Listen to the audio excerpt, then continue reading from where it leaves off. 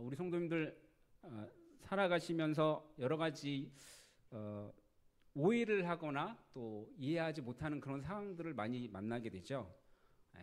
우리가 많은 오해들을 우리가 살면서 하는데 그 중에 한 가지 쉽게 오해하기 쉬운 한 가지를 말씀드려 보겠습니다.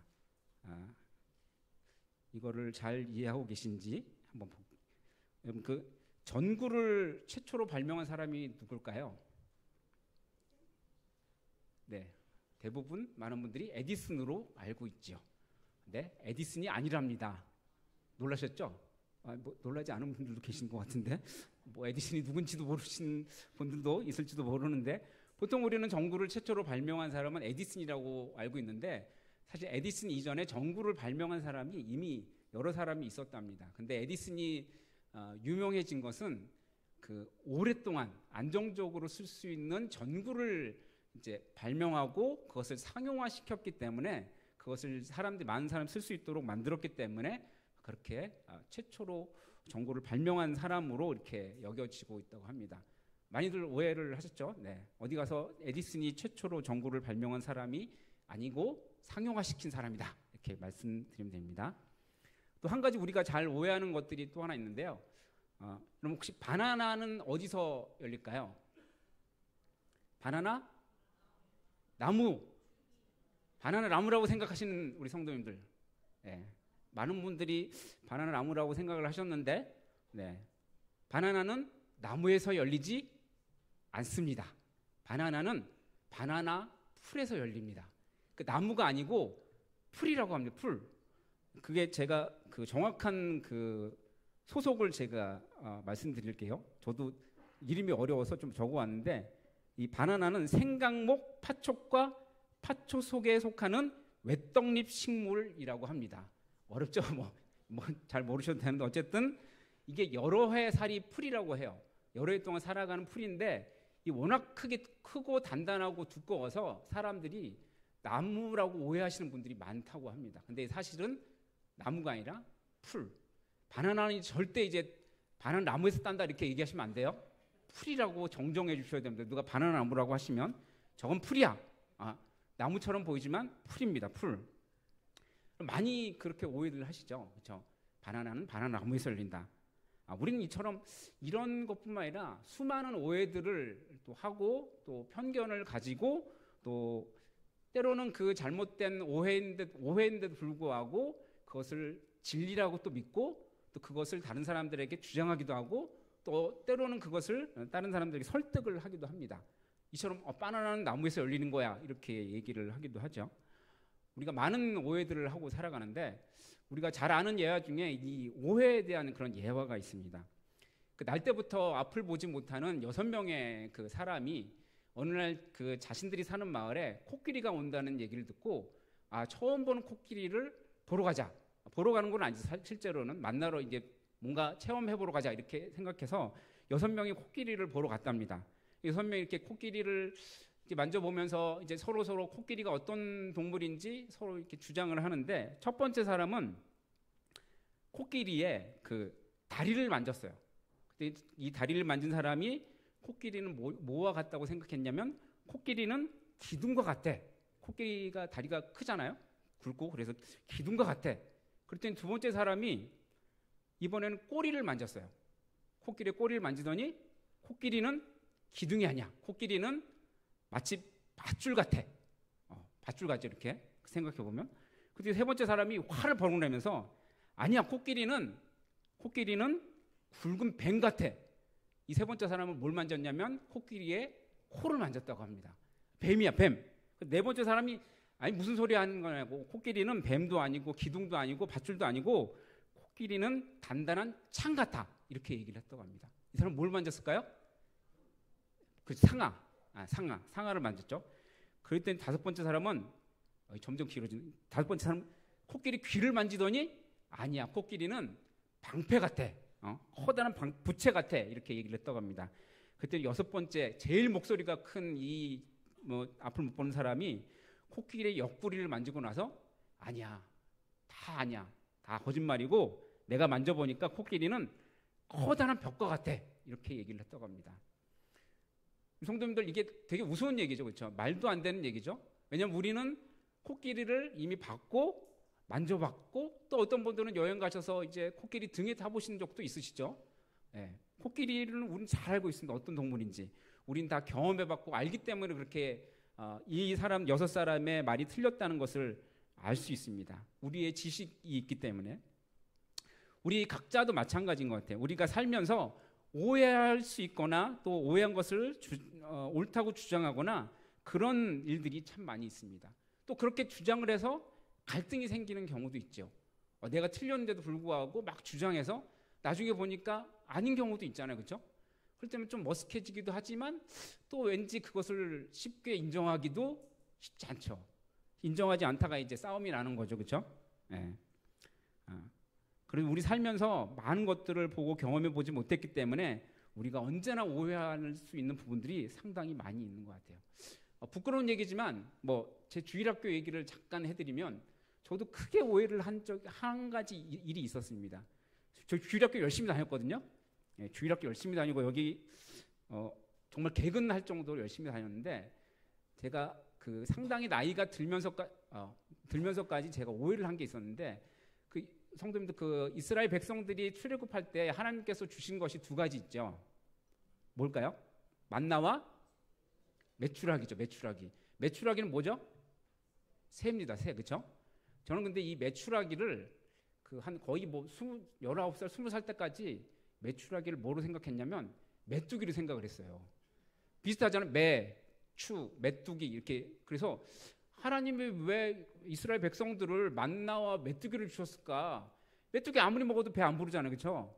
그거 뭐 100마리 갖다 준다 해도 뭐 배가 부르겠어요? 하나님 왜 이스라엘 백성들을 배불리 먹인다고 했는데 만나는 이런 곡식을 주셨는데 고기를 왜 메뚜기를 주셨을까라고 생각했는데 오늘날 성경을 읽다 보니까 메뚜기가 아니라 메추라기였던 거예요.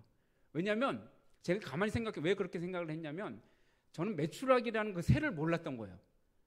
여러분 메추라기 보신 적 있으신가요? 잘 모르시죠?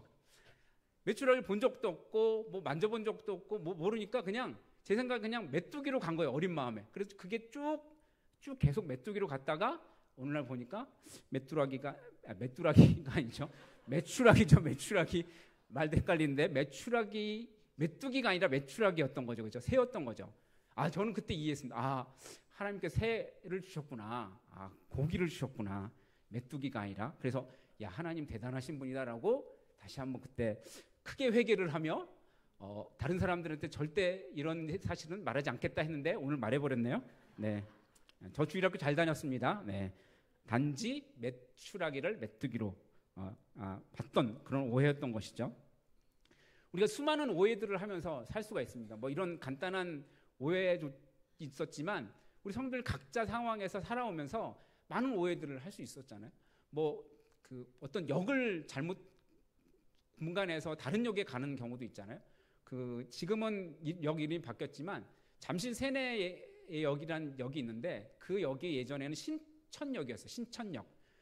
그래서 사람들이 신천역에서 만나자 했는데 한 사람이 안 왔어요. 신촌에 가 있었던 거죠. 네, 신촌에 완전 반대편에 가 있었던 실제로 있었던 얘기입니다.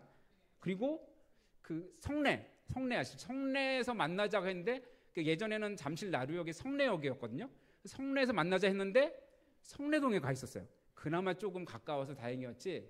예, 그런 일들이 오해를 참 많이 하는 경우도 있습니다. 그런 수많은 일들이 우리 삶 가운데 있는 것이죠. 근데 우리 신앙에도 그런 오해를 하는 경우가 참 많이 있는 것 같아요. 우리 신앙에 깊이 뿌리내린 어떤 삶에 뿌리내린 오해들 또 피상적인 이해를 넘어서 우리가 믿음으로 살아가는 것이 정말로 중요한 것 같아요. 오늘 본문 그 제목에도 제가 썼지만 오해와 이해를 넘어서 믿음으로 서자. 뭘 넘는다고요? 오해와 이해를 넘어서 믿음으로 우리가 서고 결단하는 것이 참 중요한 것 같습니다. 오늘 우선 우리 본문에 대한 오해도 있는 것 같아요. 그럼 오늘 우리가 읽은 본문 다 읽지는 않았지만 이 본문을 제목을 어떻게 얘기하고 있죠? 보통 우리가 알기로 있기는 돌탕이라고 얘기해요. 돌탕, 돌아온 탕자 이렇게 얘기를 하죠. 어떤 사람이 돌아온 탕자라고 제목을 주셨는데, 사실은 이 본문은 돌아온 탕자에 대한 이야기가 아니라 이 돌아온 탕자를 맞이하고 있는 이 아버지, 즉 하나님 아버지가 이 본문의 주인공입니다. 왜냐하면 이 누가복음 15장 전체를 보면 탕자가 주인공이 아니라 하나님 아버지가 주인공인 것을 알 수 있어요. 여러분 읽지는 않았지만 15장 첫부터 보면 이 예화가 시작된 그런 도입이 있습니다. 뭐냐면 예수님께서 죄인들과 같이 그러니까 식사를 하고 있었어요. 근데 이 당시 이스라엘에서는 죄인들과 식사를 한다는 건 있을 수도 없는 일이었거든요. 죄인들과 식사를 한다는 건 그 죄인들과 똑같은 동등한 위치에 있다는 것을 말해주고 있는데, 바리새인들 오늘 보니까 예수님께서 이 죄인들과 같이 식사를 하고 있는 거예요. 바리새인들은 예수님 왜 우리하고 같이 밥을 먹어야지 저 죄인들하고 같이 밥을 먹습니까? 라고 약간의 분노 섞인 그런 질문을 예수님께 했던 것이죠. 그 대답을 예수님께서 이 누가복음 3가지의 비유를 통해서 말씀하고 있습니다. 첫 번째는 잃은 한 마리 양을 찾는 목자, 두 번째는 잃은 드라크마 하나를 찾는 사람, 세 번째는 이 돌아온 탕자를 맞이하는 그 아버지의 3가지 모습을 보여주고 있습니다. 여러분, 그 잃어버린 양 예화를 보시면 목자가 99마리의 양을 어떻게 하고 있죠? 두고, 보호하고 아니라 어디 잘 보관하고 있는 게 아니라 그냥 두고 한 마리 양을 찾아서 나선다고 되어 있죠. 그럼 사실 생각해보면 이건 비합리적인 일이죠. 그렇죠? 그 양이 어디 가서 죽었을지도 모르고 누가 훔쳐갔을지도 모르고 이미 낭떠러 떨어졌을 수도 있는데, 그 한 마리 어린 양을 찾기 위해서 99마리의 양을 그냥 두고 찾아 나선다? 사실은 말이 안 되는 얘기입니다. 그렇죠? 그냥 99마리 양만 잘 지키면 되지, 이렇게 보통 생각할 수 있을 것 같아요.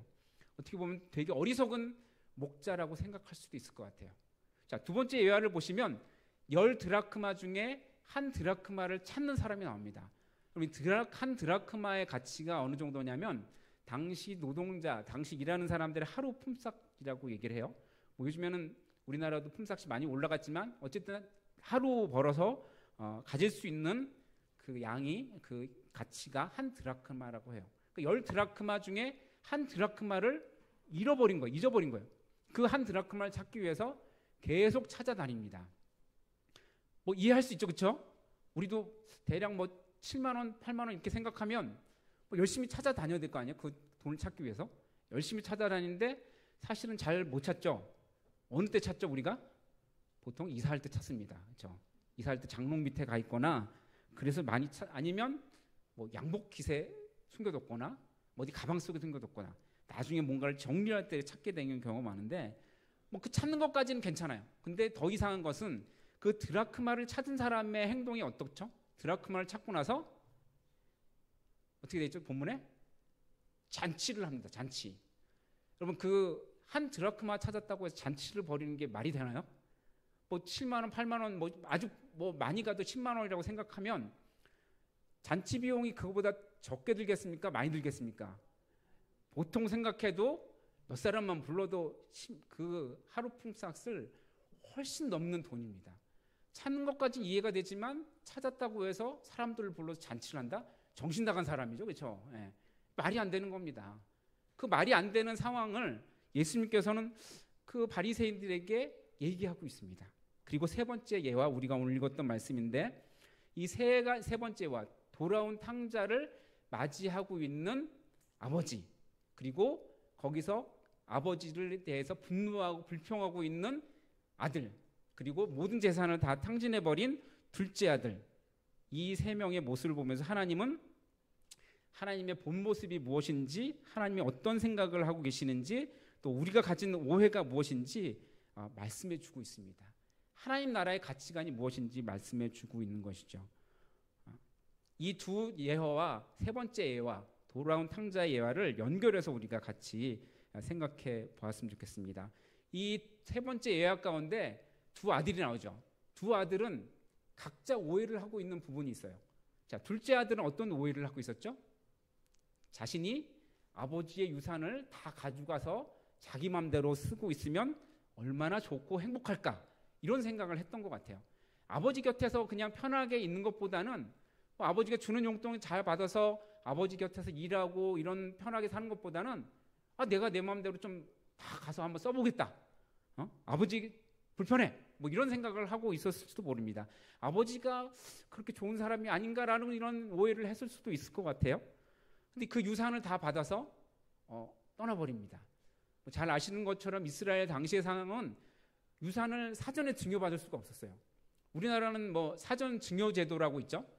돌아가시 전에 사전에 증여를 받을 수 있는 제도가 있었지만 이스라엘은 그렇게 되면은 돌을 맞아 죽어도 마땅한 그런 불경죄 같은 그런 큰 죄였어요.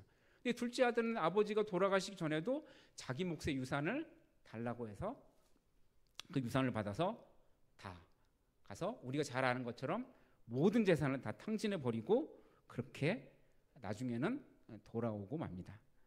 아마도 이 둘째 아들은 아버지를 오해했던 것 같아요. 아버지 곁에 있으면 아버지가 가장 좋은 것을 주시는데도 불구하고 내가 내 마음대로 살면 그게 가장 좋은 것일 것이라고 이 아버지를 오해한 것이죠.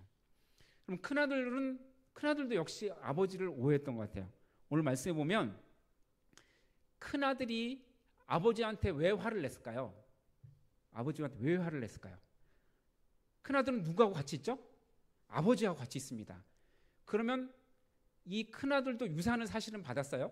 그 말씀에 보면 각각 유산을 나눠줬다고 했거든요. 각각 유산을 나눠줬다고 하는 건 둘째 아들에게도 주고 큰아들한테도 유산을 나눠줬다는 거예요.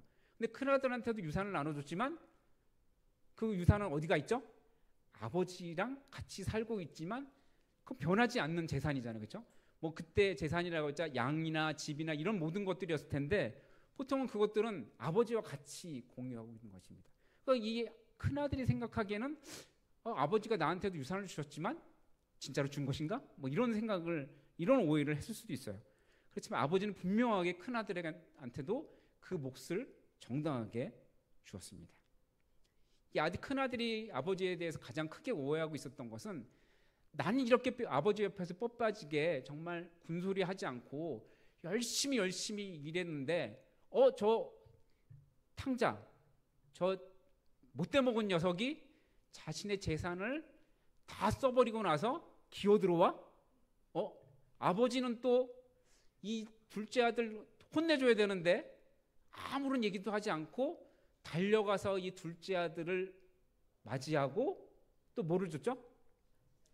잔치를 벌어주고 또 그 전에 새신을 신겨주고 손에 가락지를 껴주고 좋은 옷을 입혔습니다.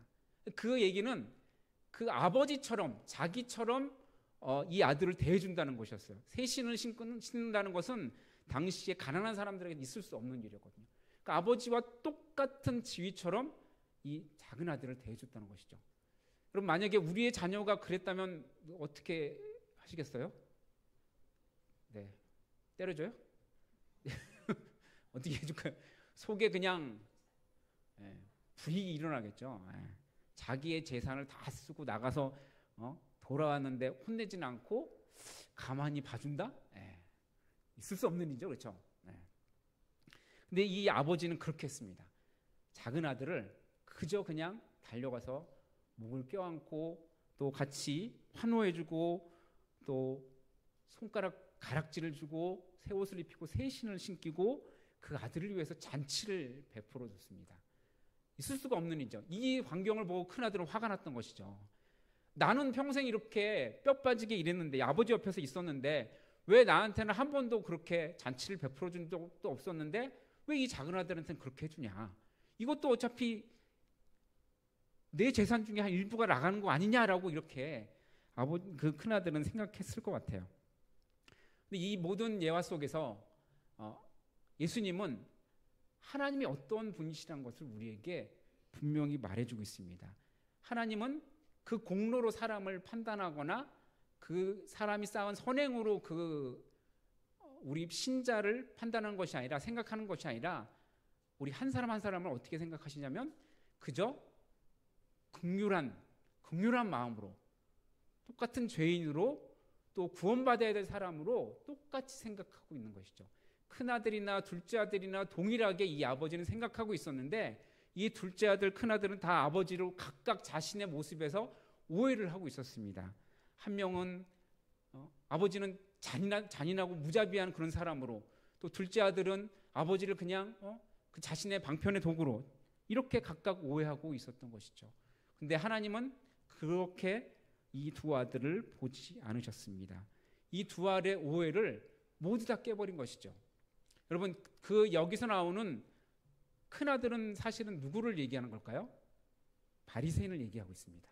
그리고 작은 아들은 예수님과 같이 식사를 했던 그 죄인들을 얘기하고 있습니다. 하나님의 생각은 누구에게나 동일하고 공평하고 똑같습니다.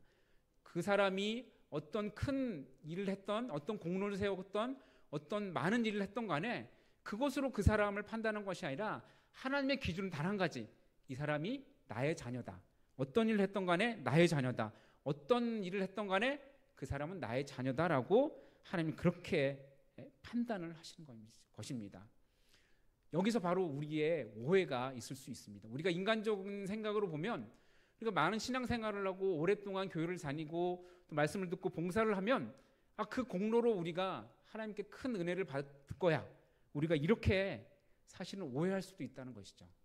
하지만 하나님의 기준은 그것과 상관없이 우리를 어떤 일을 했던 간에 동일하게 그 사람을 하나님의 사랑을 받아야 될, 하나님의 사랑이 간절히 필요한 그런 사람으로 보고 있다는 것이죠. 그럼 하나님의 그 마음이 그 신약 성경 전반에 나타나는데, 그 일꾼을 부르신 주인에 대한 그런 예화가 나오죠. 몇 시에 부르고 또 3시에 부르고 이렇게 각각 부른 사람들이 있습니다. 그럼 가장 나중에 부른 사람은 가장 일을 적게 한 것이죠. 그 사람들이 그 먼저 와서 일을 했던 사람들이 와서 불평을 하죠. 나는 먼저 일을 와서 많은 일을 했는데 왜 저 사람하고 가장 늦게 온 사람하고 똑같은 품삯을 주느냐, 이게 불평합니다. 그렇지만 그것은 예화 속에 뭐라고 되어 있냐면, 그건 주인의 몫이다. 주인이 결정하는 것이다.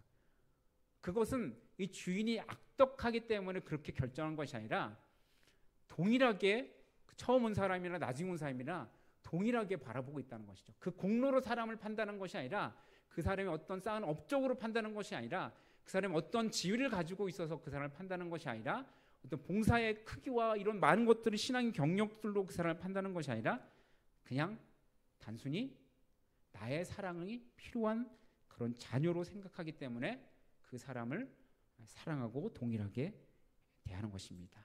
이것이 바로 우리가 오해하기 쉬운 하나님 아버지의 성품일 것 같아요. 우리가 하나님의 성품에 대한 그런 오해를 우리가 넘어서야 됩니다. 이런 작은 아들이 가지고 있었던 오해, 큰 아들이 가지고 있었던 오해, 이 오해들을 우리는 우리 신앙의 삶에서 너무나 많이 발견할 수도 있습니다. 우리가 때로는 그런 생각을 할 수도 있을 것 같아요. 내가 이 정도면 신앙생활 잘하고 이 정도면 하나님께서 나에게 베풀으실 은혜가 좀 많이 있겠지라고 생각을 하기도 합니다. 그렇죠?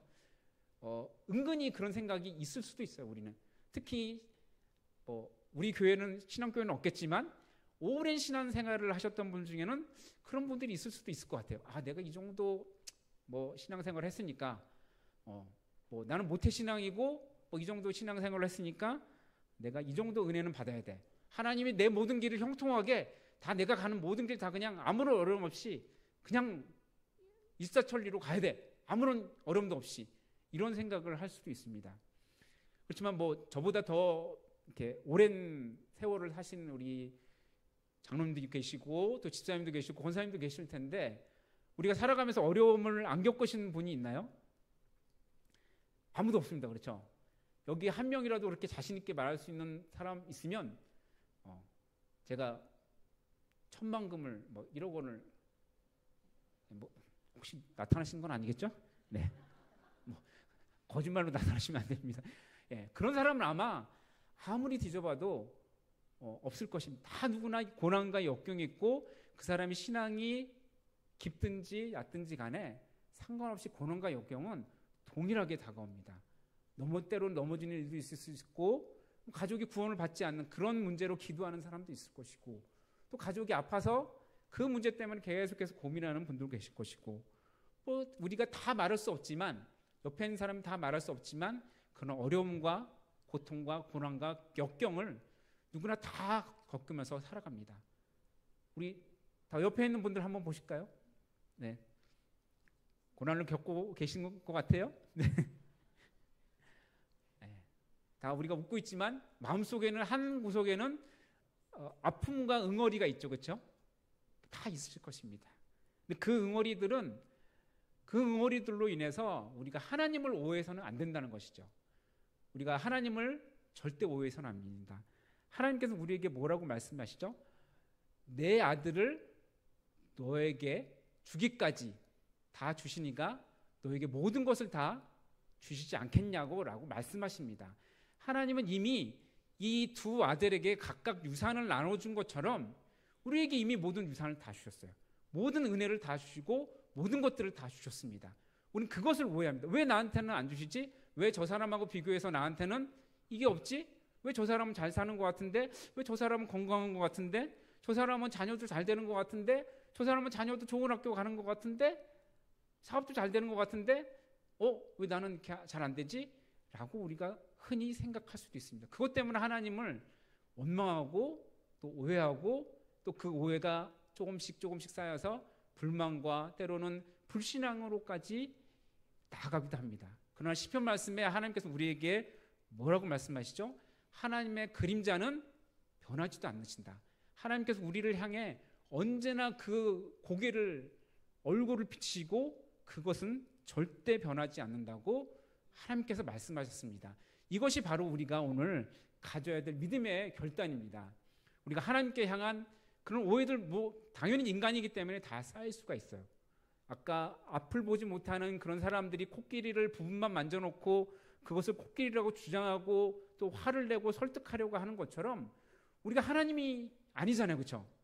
우리가 하나님이 아니기 때문에, 하나님이 되어볼 수 없기 때문에 하나님 전체를 다 이해할 수 없습니다. 하나님의 계획을 다 이해할 수 없고, 하나님이 누구신지 다 이해할 수 없고, 우리의 지식과 모든 한계를 다 뛰어넘는 그런 분이 하나님이시죠. 여러분, 우주의 그 모든 이치를 다 알고 계신가요? 우주가 운행하는 그 모든 원리와 이치들을 이해하는 사람은 지금까지 한 명도 없습니다. 한 명도 없습니다. 마찬가지로 그 우주 만물을 지으신 하나님을 우리가 어떻게 이해할 수 있을까요? 하나님 이런 분이야 라고 얘기는 할 수 있겠지만 그것은 우리가 가진 단편적인 지식과 이해일 수도 있습니다. 그것이 진리가 아닐 수도 있고 내가 오해하는 것일 수도 있고 잘못 이해하는 것일 수도 있습니다.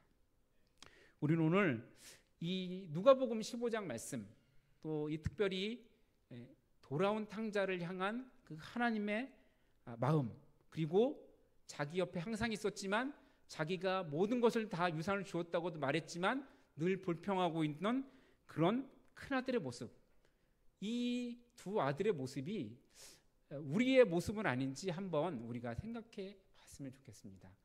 우리가 어쩌면 하나님을 크게 오해하고 또 하나님에 대해서 원망하고 왜 이렇게 내 모든 기도 제목 응답되지 않는지 그렇게 불평할 수도 있는 것 같아요. 왜 나만 이렇게 다치고 있지? 왜 나만 이렇게 아프지? 이렇게 생각할 수도 있을 것 같습니다. 그러나 그것은 하나님의 계획이 아니고 하나님의 생각도 아닙니다. 여러분, 욥을 아시죠? 욥이 나쁜 사람이었기 때문에 고난을 받았나요? 아닙니다. 말씀을 보면 욥은 가장 완전한, 그 시대에 가장 완전한 의인이었습니다. 그럼에도 불구하고 큰 고난을 받았습니다. 그것은 욥의 선행과 욥의 어떤 그런 신앙과는 상관없이 우리에게 주어진 것과 똑같은 그런 어려움을 욥은 당했던 것입니다.